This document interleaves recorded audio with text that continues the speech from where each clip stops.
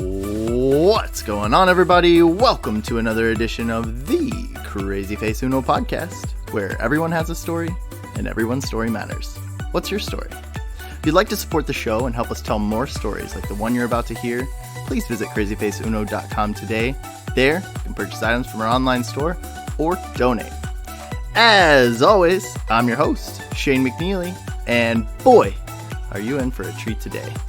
It is my honor and privilege to introduce our guest today. Please welcome Anne Wang. Welcome, Anne. Hello. Thank you so much for coming on the show. I really appreciate it. Of course.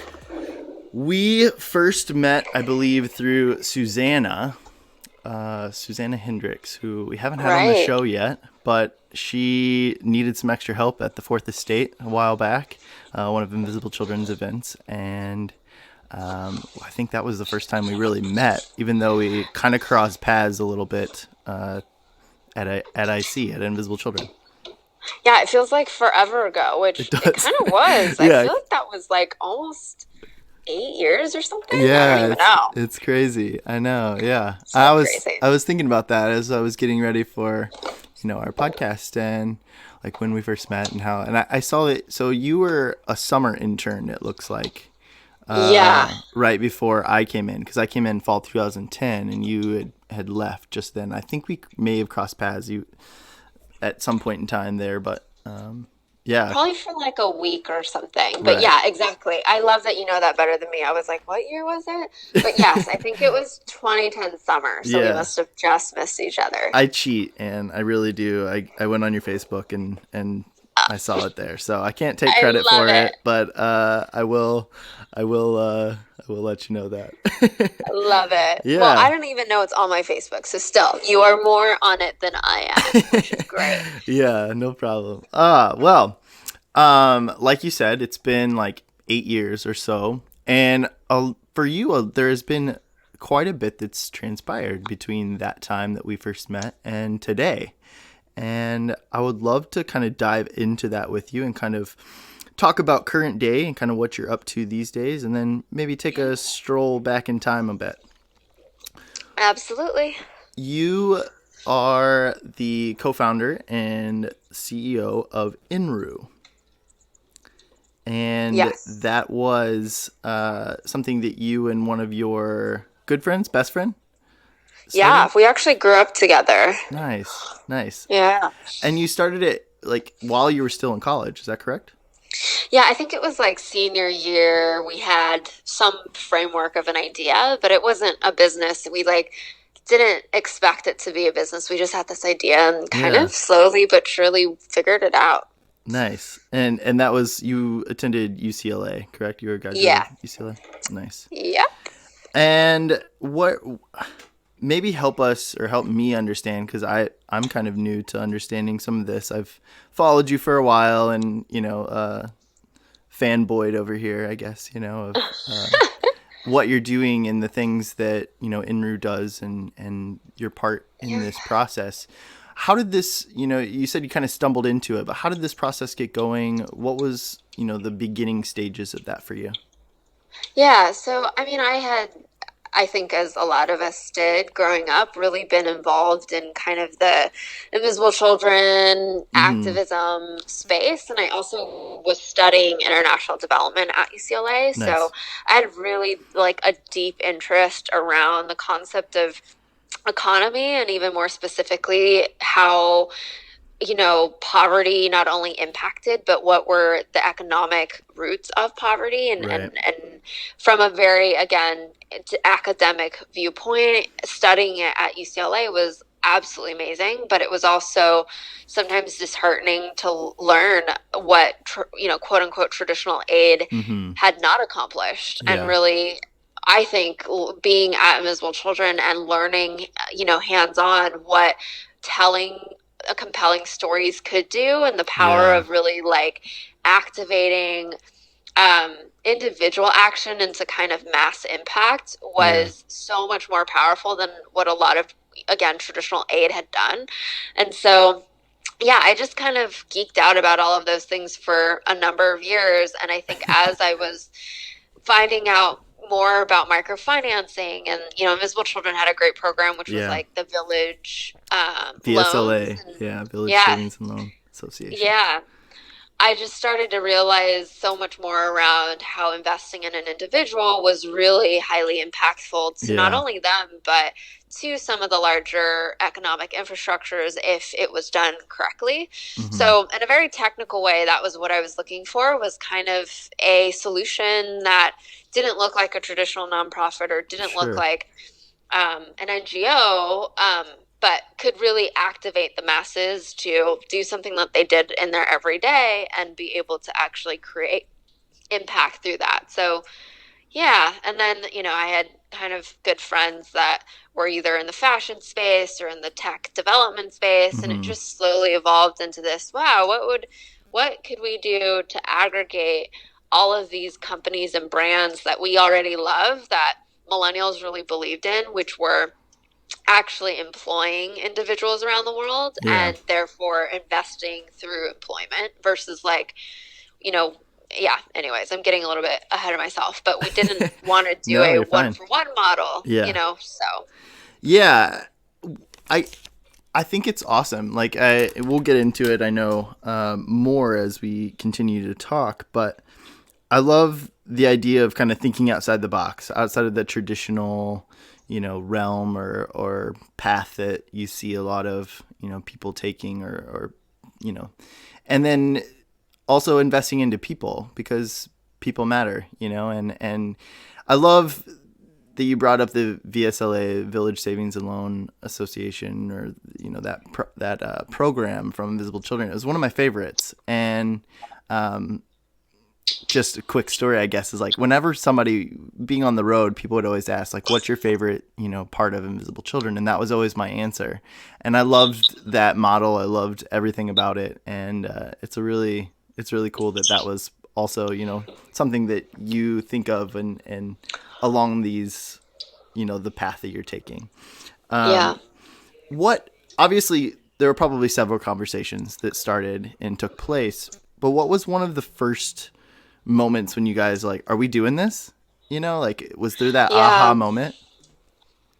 Yeah, I mean, I feel like I've been that person where I always come up with really weird, nutty ideas, and my friends are either like, "Yeah, well, let's do it," or they're Yeah. like, "No," Yeah. and put that one like in the graveyard. And so, I think with this one, it really came out of this place where we're like, we want this for ourselves. Like, we Mm-hmm. want to find a place where we could find the giving keys and like Yeah. mend stuff. And, and like I was really the connoisseur for that for a lot of my friends who Mm-hmm. loved it, but we didn't have access to amazing networks through Invisible Children.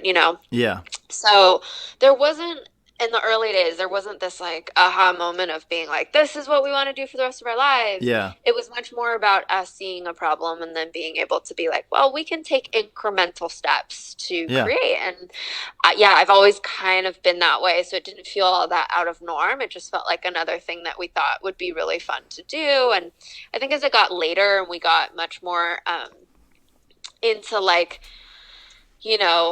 fundraising money for the company and like Mm-hmm. having actual customers. And, my co-founder and I had part-time jobs when we graduated and the Yeah. company was up and running. And, we knew that like, we knew pretty far in advance that we wanted to make sure we had some financial, um, like backups while we were building. And Mm-hmm. then when it really became a point where like one more hour of our time would really make or break the company's success, we Yeah. would both leave our other jobs and join full time. And I think anyways, I'm moving it all kind of along, but No, go for Forbes, it. when um, we had no idea what building a company was. We didn't understand the tech space at all. We didn't Yeah. really understand how to like raise money. Mm-hmm. And we knew the like impact nonprofit space, but whenever we went and pitched our idea at either, business schools or in front of investors, they were like, well, why don't you just be a nonprofit? And Yeah. we had kind of said, if we believe in entrepreneurs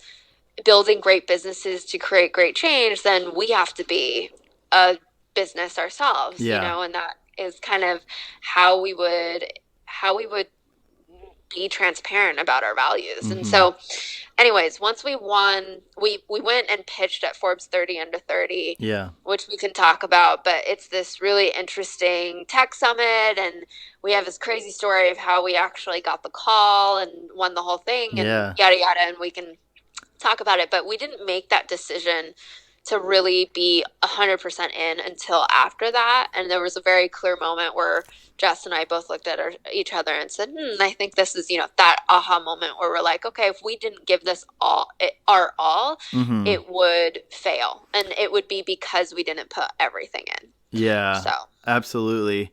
Is it was winning the 30 under 30 summit, that pitch, was that the like catalyst for you guys like going all in then?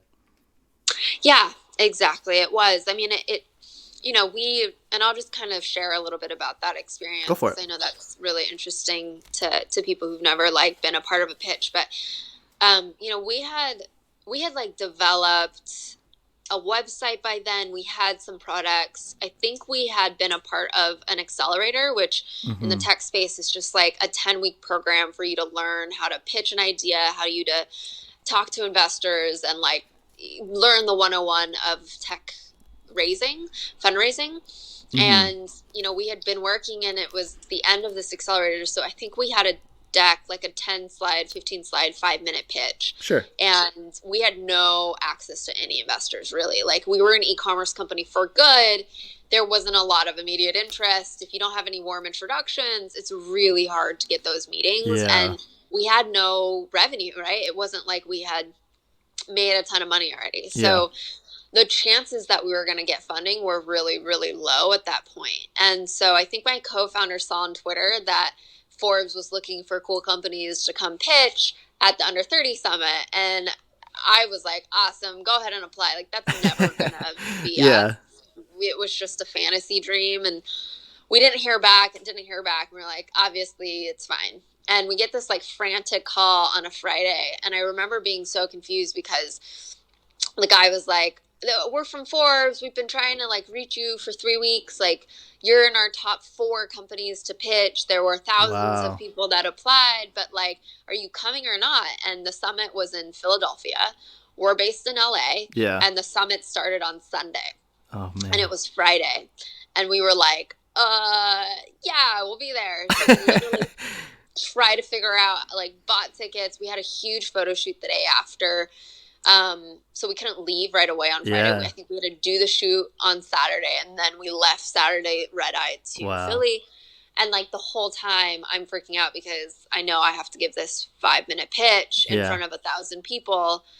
And on the line is $400,000 of investment money, which, when you have negative money in the bank, is a big, big, big deal. So yeah, we go and we pitch, and I probably practiced the pitch like 100 times to the wall, and like just really.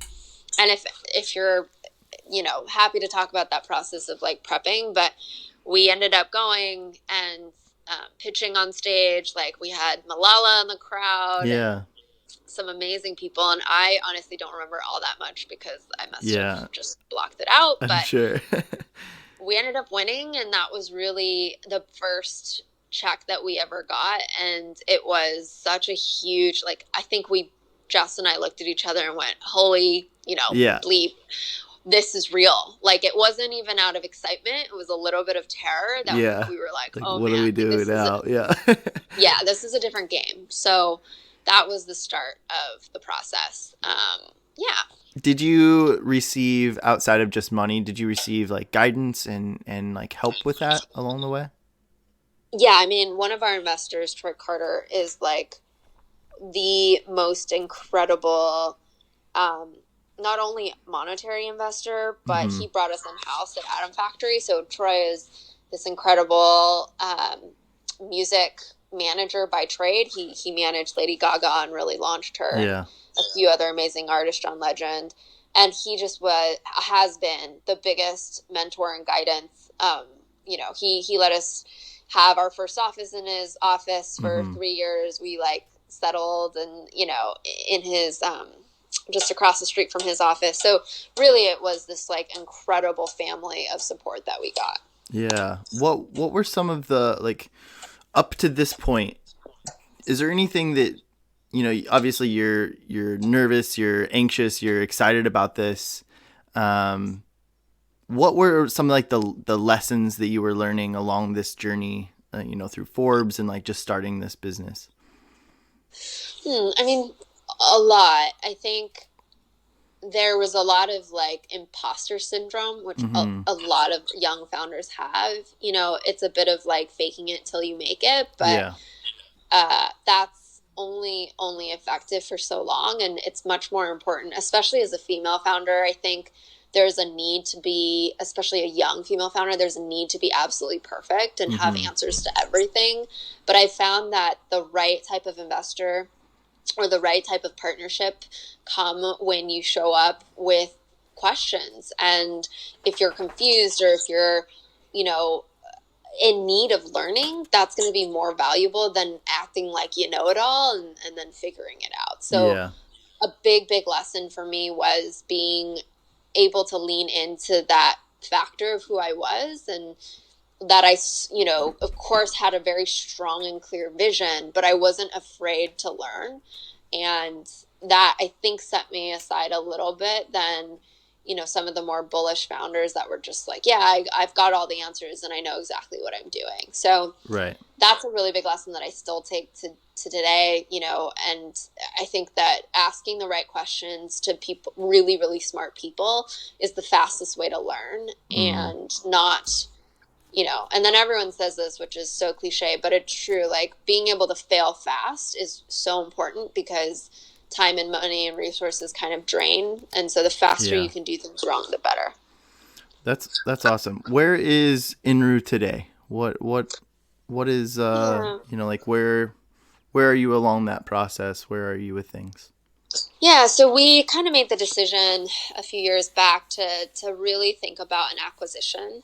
And partially it was because we didn't want to go out and raise a ton more money. Mm-hmm. And so it's definitely slowed down in terms of what we're growing and what we're doing.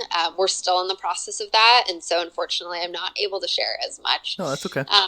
And we're still figuring it out. But I think there was a really intentional decision to not go down the tech path and keep raising, and Mm-hmm. really find, hopefully, a good home. And so day to day, it's changed in how it's ran. And I also now consult for a number of different clients, and have taken my love of how to combine impact, storytelling, and now influence, as kind of a triangle of factors that I think really can change culture and change, the world for better. And Mm. so, for example, I'm really passionate about mental health.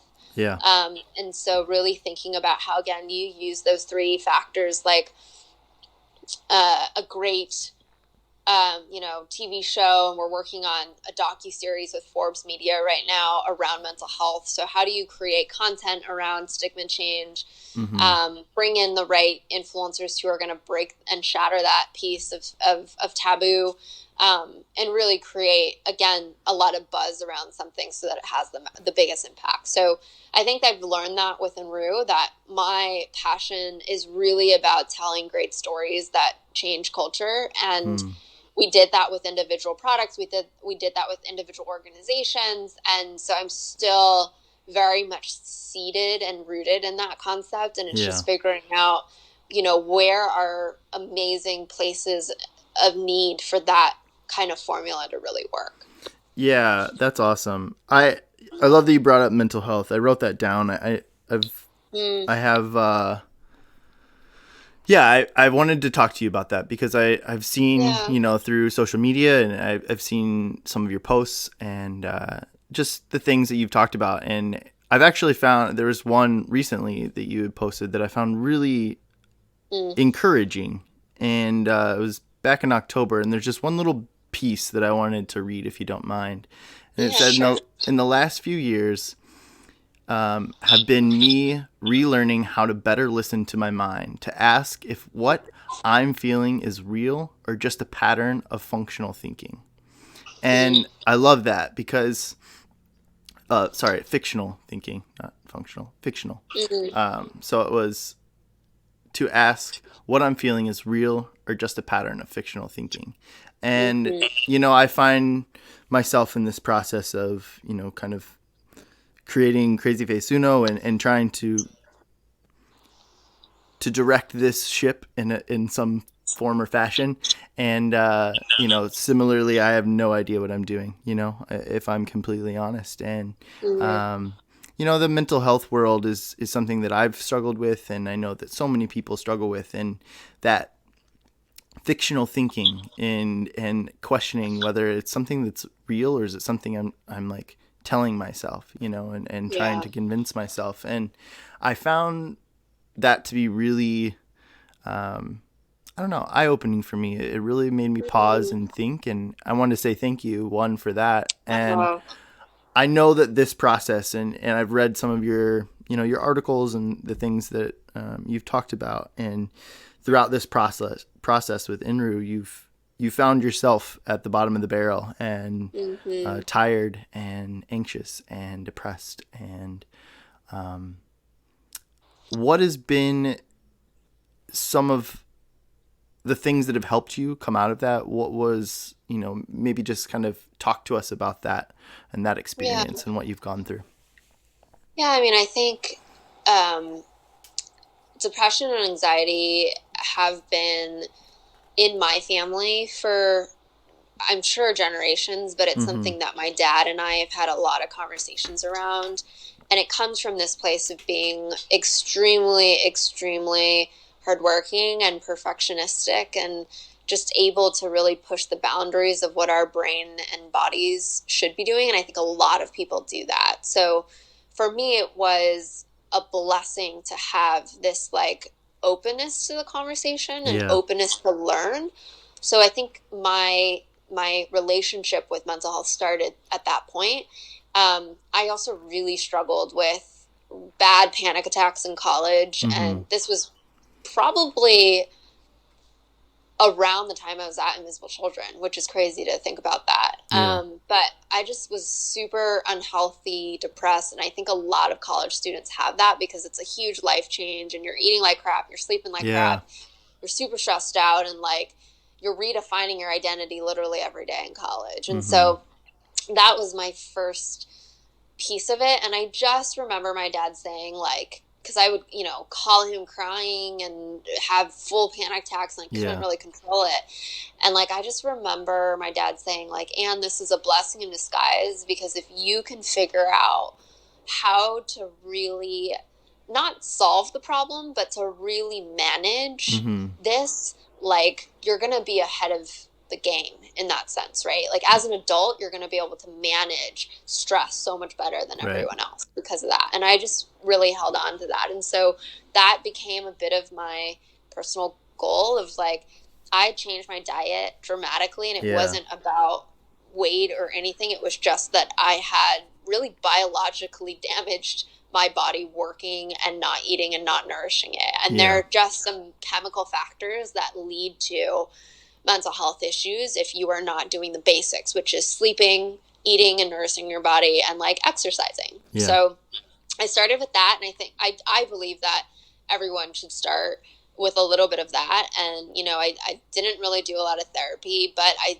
discovered a really deep yoga practice, and that helped a lot because it was a combination of mind, body, and nourish. And um, that really transformed my physical mental health in college. That was like stage one. And then I think within Rue, I definitely thought I was managing my stress. Yeah. And, there's crazy stories. Like, I ended up moving into our office, I think, for about 3 months and Wow. like hiding the fact from our like interns and team. I mean, everyone kind of knew, but it was just because I was going home at like 1 a.m. in the morning and showing back up at 5.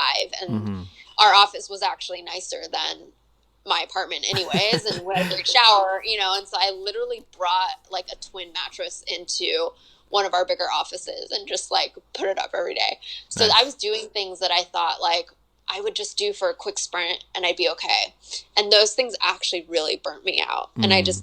I didn't it was different than when I was in college. I wasn't having panic attacks, but I definitely was starting to get really numb and really tired and not motivated in my day to day, which for me, like, motivation is one of my core DNA things. And so when that's not there, that for me is a huge sign of my mental health. And so, yeah, that's kind of the journey. And I write about it in one of the articles, but, I don't think I figured it all out. I don't think I have the answers. It's such a different thing for everyone, but I live with it. And like, I feel like it's a constant push and pull. And what I've learned is more important than any one thing I could do is just really honing my inner kind of check-in and voice of how I'm doing, and being able to push myself a little bit more when I feel like I can, but checking in and then like taking a step back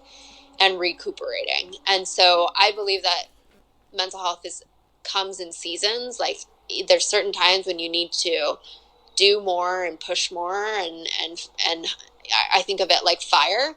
Like, those are times for you to really hustle, and then there are times when you just need to slow down and nourish, and those are more hibernation times. So yeah, I'm really passionate about it. I think that the only thing when a disease is one of the biggest cures is speaking about it, and society is not yet 100% willing to, then the power of sharing stories about that in a very personal way can be astronomically impactful to mental health in general. So yeah.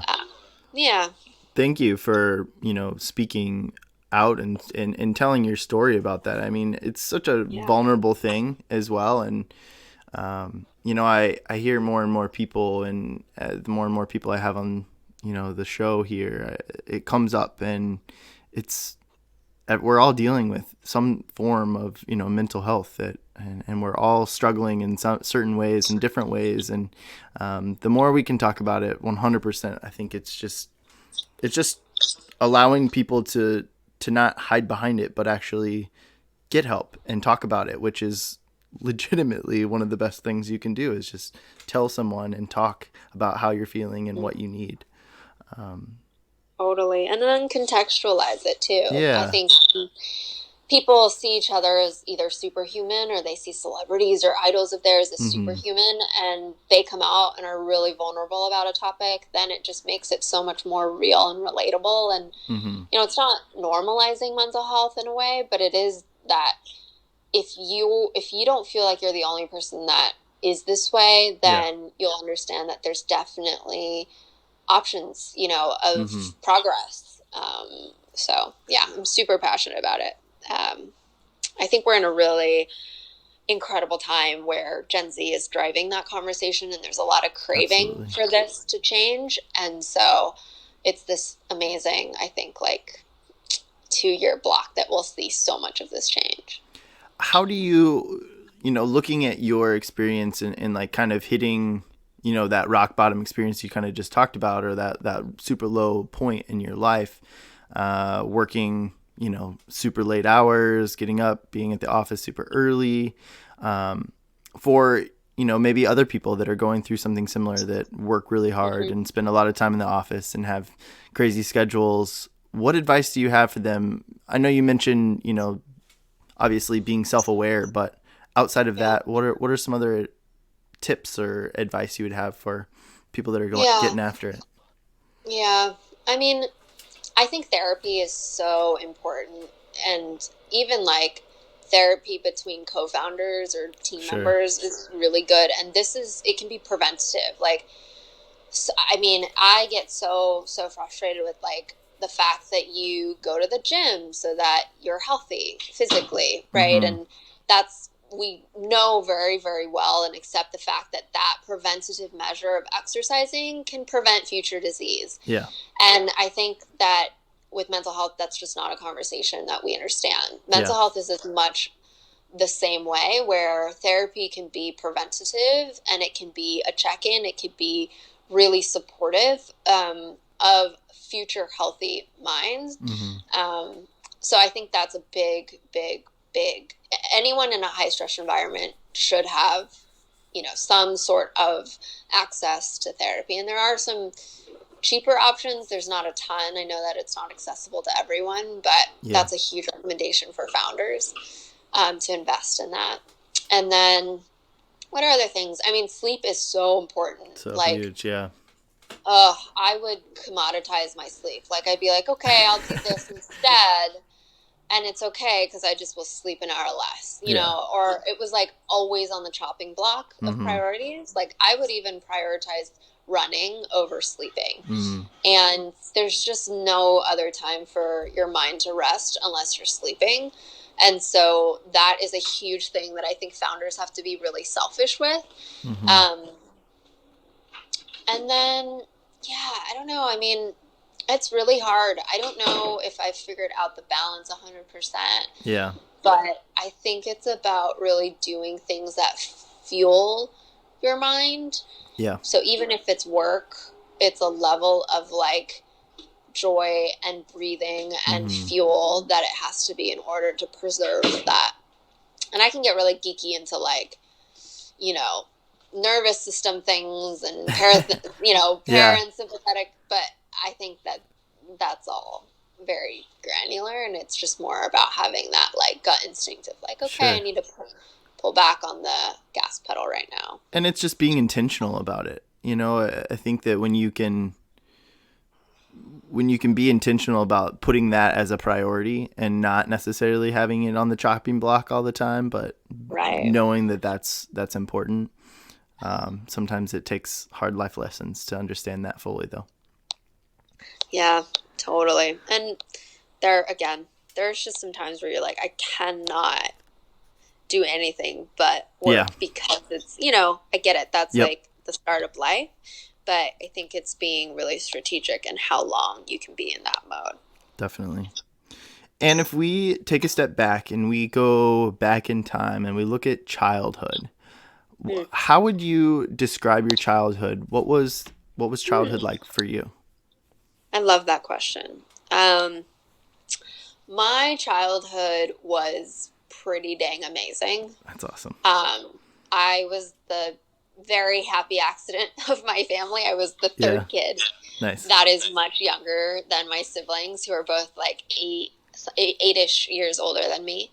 I had all my grandparents like near or in the house because we're, of course, a lovely traditional Chinese family.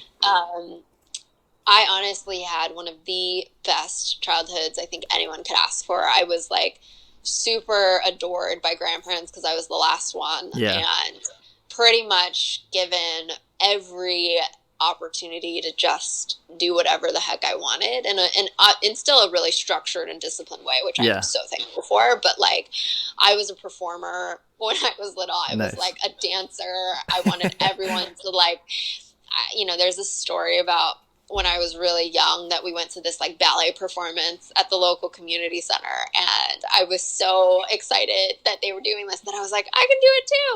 And I literally ran away from my parents and went on stage and started dancing and like embarrassed my family or my brother. Really, that's awesome. That is like, I feel like I haven't changed too much from that because I feel like I just am still that little girl sometimes where I'm like, I can do that. No worries. That's easy. I think that's like a very startup entrepreneur mentality. So I had that pretty young. So again, I think like growing up, it was really incredible to have such loving and supporting and really intelligent like people in my life that asked me to think and asked me to ponder questions and never be afraid of jumping towards something. Like, my dad's an entrepreneur. My grandpa was an entrepreneur. Yeah.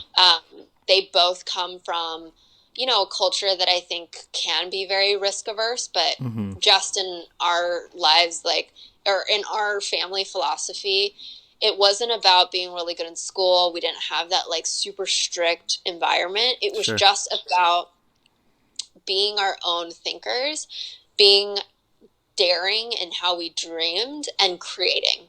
I think creating was a huge part of our childhood, my childhood, like painting and dreaming and vision and building. My family, my grandma, I mean, my dad and my grandpa were both builders, like developers, and Yeah. so there was something really special about having something in your mind and then creating it into Sure. real life with real materials. So, yeah, I constantly to this day am blown away with just how freaking lucky I Yeah. was with the childhood that I had, and like it literally blows me away. I have zero complaints about how I grew up, and I don't think many people have that. Yeah, Yeah. that blessing. So That's awesome. I'm really happy yeah. for you. That's amazing. Oh, What did thanks. what did you say you wanted to be when you grew up? Ooh, I think I said paleontologist for Nice. like a long time. Yeah. I was really obsessed with collecting rocks. Nice. I love that. Yeah. I was as well. I would go out. Wait, really? I was Yeah. gonna ask you, what is yours? Oh, man. I said I don't know when it kind of switched. I don't know when I like really. There's a couple. So like young, I grew up in a conservative Christian home, and Yeah. I had I remember my mom tells this story, my dad tells it as well, but we had missionaries in our house. My dad was a pastor, and they had left, and I don't know if it was like a week later or at some point in time, I had said I wanted to go to Africa, or I'm going to go to Africa someday, and like I wanted to be a missionary and whatever. And but then as I got older, like middle school, maybe a little younger than that, I was inspired by Patch Adams, and I wanted to be a doctor. I wanted to be a pediatric oncologist. My mom had cancer growing up, and like I knew Wow. about that story, and I loved seeing people smile and laugh, and like him, that piece. And so I was always inspired by that. But Mm. yeah, I don't know. I loved rocks though. That was my thing. I definitely loved. I would go out in the, just the rocks and the decoration rocks, and I'd like look through them and like find certain ones that I thought were cool. And I don't know, such a nerd. I feel like kids and rocks, though, it's just a real Yeah, thing. Like, I know. what else are you gonna love when you're little? I mean, Bugs. it's the best. I love bugs It's too. Yeah, it was. bugs.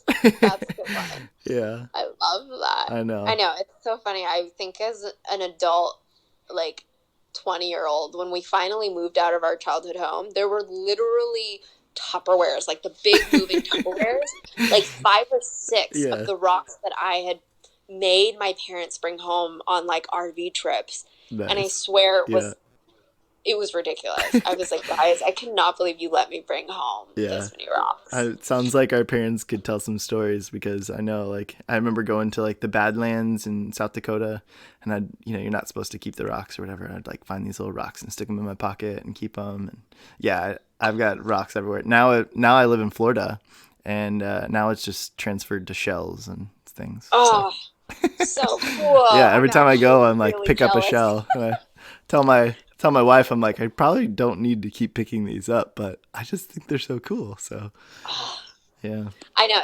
we're really getting off topic, but it's cool. last thing on this, like as an adult, I have had to learn how not to look at the ground Mm. because I still get a little obsessive about it. Mm-hmm. Like it's a little OCD. Like Yeah. when I start, I'm like, Yeah. so I've had to teach myself to be like, okay, and you can pick up one rock and then like look up because it gets really obsessive and I spiral into that I so know. quickly. I'm right there with you. Anyway, We got that in common. we really need to start a podcast about adult obsessions with rocks or Man, let's do it. shells. I'm in.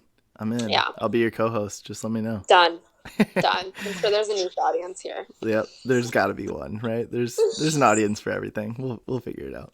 We'll figure it out. If you look into like your teenage years, those adolescent years, middle school, high school, those foundational moments and foundational years of your life, and in so many ways, just kind of trying to figure out what life is all about. I feel like are those middle school, high school years, and to no avail generally. But what kind of student were you? You mentioned grades weren't necessarily a focus, but what kind of student were you? Yeah, great question again.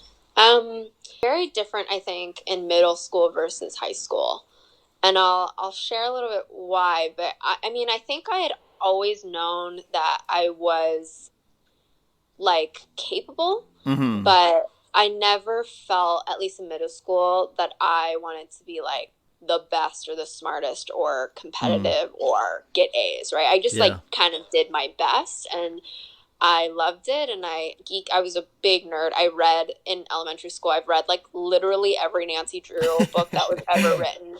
So I Nice. will just fully admit that I was a nerd, like through and through. Hey, I there's nothing didn't, wrong with Nancy Drew, right? oh man. And I'm pretty sure I ended up reading every Hardy Boys book because there just weren't any more Nancy Drews. So obsessive. Um, but in middle school, I don't remember being like, ooh, I'm like highly, highly ambitious. And I think I was always motivated, but not super ambitious. So I think there was a really clear change in eighth grade where, like, I'd always been in honors classes. I'd always Mm-hmm. done really well, probably been like the top few in the class. But there was an honors class that, like, everyone wanted to get into. And it was taught by this really iconic teacher that even my sister had. And he was like the teacher that all the stellar students got. Mm-hmm. And the week that we found out about this or whatever, like everyone, I was like, yeah, for sure I'm gonna get in this class because I've been in honors. It was like kind of a track, and I got this notice that I did not get into this class, and it was because of one like test grade in elementary school that I think I really bombed. So legitimately I had a bad score, and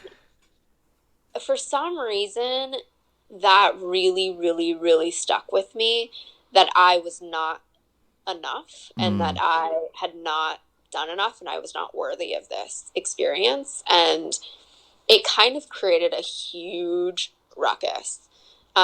Like there were other teachers that were going to the principal to tell him that there was something wrong with this, because I had been Yeah. like kind of the 1, 2 in other classes, and then like my parents who never got involved, never ever ever got involved with school, like called and met with the principal. And there were people like the principal was telling the teacher, and he just kept going, no, like she's she doesn't fit in, like it's not fair, like she didn't get a score so she's not going to get in. And it was this huge thing. And so all that being said, it was like I think there was so much ruckus that the teacher ended up letting me in, and I was so traumatized from that experience that I ended up becoming highly, highly, highly competitive. Mm. And I actually think that was the first trigger of me, like being able to say, like, I'm not the book smartest kid in the class. I never will be, and I've never been that. Like, being smart doesn't necessarily come naturally to me in that way, but I know that I can outwork anyone. Mm. And there was a very clear determination from that point on that, like, I was going to be unencumbered by my work ethic. Yeah. And I was going to, like, quote unquote, kick everyone's butts at Yeah. literally everything and be the best to prove them all wrong. And so from that point on, I was highly competitive and just like worked. And that's where I learned that sleep was not necessary. And from that point on, like, I think between eighth grade through high school, I was on average sleeping like 4.5 to 5 hours Whoa. a night. Yeah. So that I could literally like get 100% on every test I was taking. Wow. And if I didn't get close to that, I would get really pissed. And then in college, I graduated valedictorian and took like, I think 8 APs my senior year, Whoa. which there was only 6 periods. So I have no idea how that ever made sense. You Yeah. broke So the model.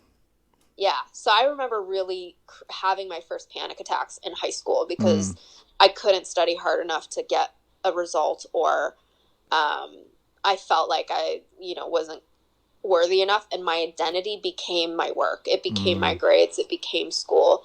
And yeah, that's where I really learned a lot of my bad habits with mental health, was like the amount of self hatred and this like critique and the demand of what I put on myself was so high. Mm. Um, so yeah, so I think that the questions you're asking are so important because I can really trace it back to that one moment. And um, the the fight for me to this day is to not combine my identity with what I do. Oh, it's so Um, hard. so hard. Especially It's in so our hard. society, the American society that, I've talked about this on the podcast actually quite a bit, but I had a buddy that college friend, he's traveled around the world quite a bit, and he made a comment this last summer that he's like, it's interesting because American society puts so much emphasis on what you do, your job, your work, that's like the first question. It's what we start off with on the podcast, and it's what I put in the title of, it'll be Ann Wang, like co-founder and CEO of Enrou. And like, I struggle with that, but it's also still this form of identity, and I don't, it's definitely something I wrestle with. But I think that just in society, it's so hard. And I've struggled with this of now, doing this, and I'm doing this full time. It's not making me any money right now. And, I'm very lucky to be supported by my wife and have her be the breadwinner of our family. But it's that male ego. It's this like programming I've had for so long. And it's not just me as a male and me, as a person, but it's everyone. We've put so much focus on what we do as this measure of success, and this like, do you measure up mentality? And it's hard. It's so hard. And it's hard. It's hard every stage of your life. I think it changes. And for you to be in that space now it's like, man, it's so tough. And I think you're right. The male female gender piece is huge. Like, although we now live in a society that is somewhat more progressive, I think that the male ego piece is there, and that there's these traditional roles. But even like on the women, on the woman's side, it's like I find myself thinking about, like, how is my career gonna work with being a housewife and wife and mother at some, it's like, I do think about that, where I'm like, family is a huge priority for me. And yet I've dedicated my entire existence to being like this overworking woman, and so you're 100% right. And it's incredible to hear that you are in that place of like, yes, I realize that these are things that I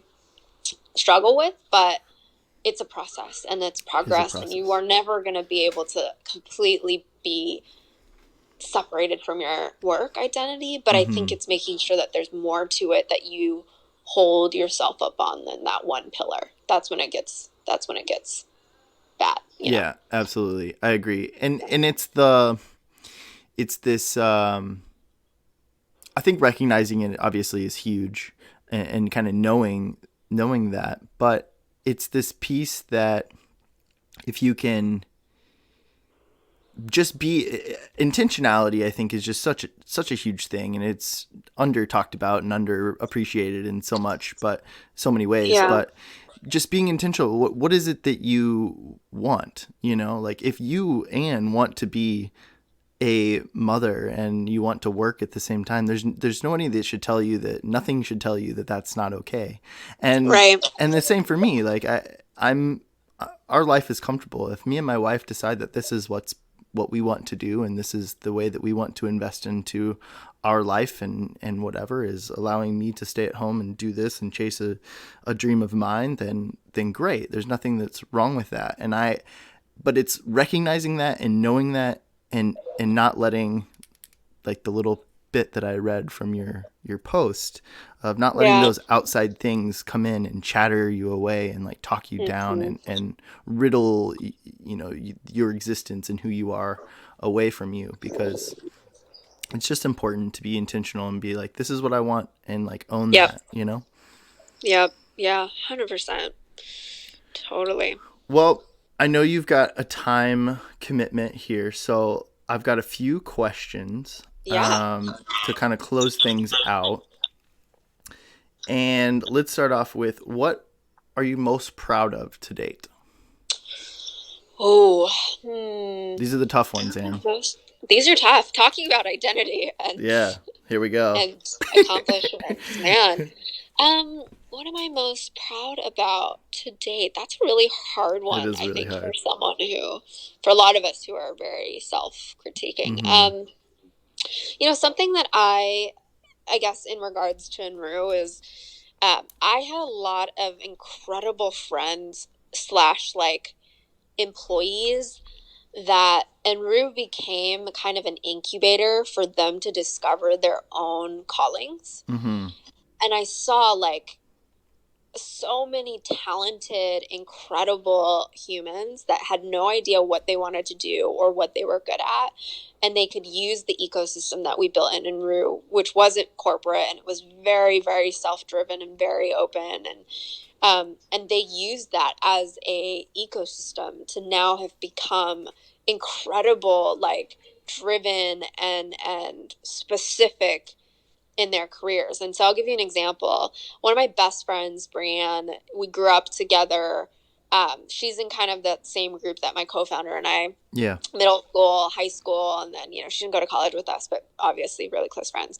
She was like going to physical therapy school. She always wanted to be a physical Mm-hmm. therapist. It wasn't really working out. And she's the type of person that's kind of really just talented at anything Yeah. and is capable. And Mm-hmm. so I think when Enrou started getting really busy, I kind of called her and just was like, hey, I know this is nowhere. She's never worked a corporate job. She's no idea about marketing, sales, or anything, right? Yeah. I just was like, will you just come and work for Enrou? Yeah. And she moved like the next week, moved to LA, moved in with me, Wow. like dropped everything. And then, it took some time. She's not a marketer. Sure. Like she's not a startup person. That is not her personality at all. So we moved her from literally from like, quote unquote department to department. And we just discovered that she is incredible at culture. And so she built our entire internship program. She was like, Wow. we called her Mama Brie. She ran all our HR. She ran everything. She grew that company and was so natural at it. And still Mm-hmm. is to this day is like that, where she's just quick. She learns quick. She executes quick. She like isn't afraid and is such a good people's person. And looking back at that, she wouldn't have, I don't think, ever have discovered that this was her calling unless she was able to have collided with what we were doing at Enrou. Yeah. And I'm so grateful that that is one of the biggest like success stories of everything that we did.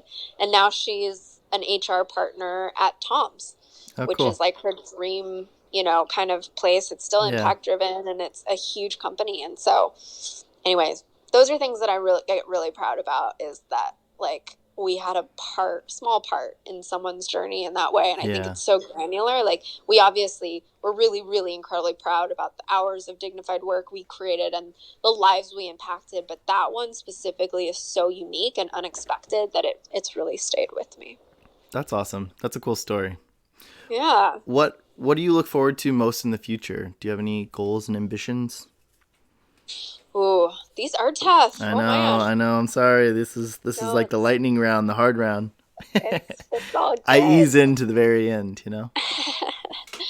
I I think I talked a little bit about it. I really believe in that model of creating a collision between impact, story, and influence. Mm-hmm. And I don't think we fully cracked that. So a goal for me is to really hone a methodology around that, and even more specifically work with big companies. Like we're working right now with CPG brands that are huge, like P&G, and redefining what advertising is looking like. Mm-hmm. But I just really believe in figuring out that model because I think that there's a lot that can be changed, and we can't do it unless it's well coordinated. Yeah. And so, yeah, that's not a super sexy answer, but No, I that's feel like cool. that's my Impact, current obsession. story, and what was the last bit? Influence. Influence. I wrote impact twice. I wanted to write this down. Yeah. Nice. Yeah, it's a good answer.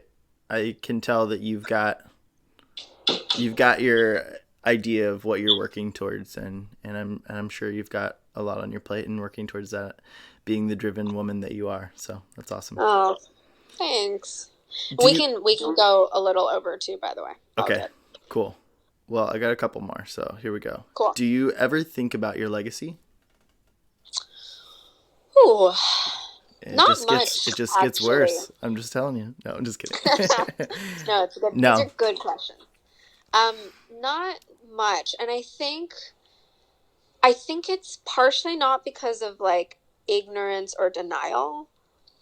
I think that my connection with legacy feels a little bit self-driven. Mm. Like, I think legacy for me in my mind feels like it's my legacy and it's something that I want to be known for. Yeah. So in that sense, no. Because so much of what I do now, if I thought about that, I think would drive me nuts. Like, I Sure. think that's like stuff that I have to let go of is like, well, what is, Yeah. what is this? So in that sense, no. But I do think that I have always been more confused about the fact that I was given so much. And this goes back to your great childhood question of like, I still am so shocked with how freaking blessed I was. Yeah. And I get really confused. And it's a huge traumatic like realization of my childhood when I realized that a lot of other people do not have that. Yeah. And so that for me is more of a driving confusion of everything that I do is around impact and change in an individual life, current day, future, or past, or whatever it is. And that's where I get much more granular. Mm-hmm. So yeah, I don't know if that makes sense, but Yeah. legacy, no. But I think like if I was given talent to actually invest in impacting a certain life, then that's the work that I want to do. Love it. Love it. Yeah. Last question before we kind of wrap things up is looking Yeah. back, what advice would you tell little Anne? Oh man, so much. Right now, I would say that grace and self-love are super critical to my success. So I don't think I would ever go, hey, little Anne, like, don't worry about success or don't worry about Mm-hmm. work or impact or any of the things that you care about, because that would never work for Yeah. a personality like mine in that way. But I think that the advice would be that is all good and you can go at something full speed. But if you don't stop and focus on grace or self-love, then you're Mm-hmm. going to lose yourself in that journey. Yeah. And you're going to come out a lot more scarred than you should be. Yeah. So for me, that's the big thing that I wish I would have learned earlier, because as a 28-year-old adult female, Yeah. working through that now is a lot harder. And yeah, it's not really something that was taught in my culture um, to really focus on.